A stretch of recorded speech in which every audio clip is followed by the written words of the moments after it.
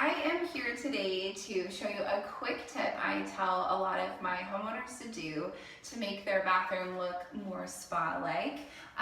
One great thing is a stack of white towels, and a lot of people don't want to go out and buy a huge stack of towels, and I can understand that, but I will show you my tip today of using one white towel to look like a stack. The first thing you'll need is just a standard white towel. The fluffier the better.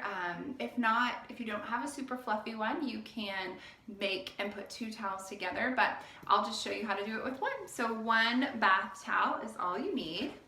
I usually have people lay it out on a flat surface, so like a countertop would be fine. You're gonna fold the towel into thirds, so 3 equal parts, just like this.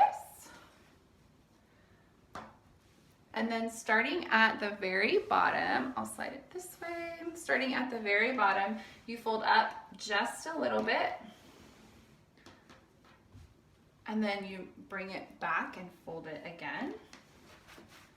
And for one last fold, straighten out your stack.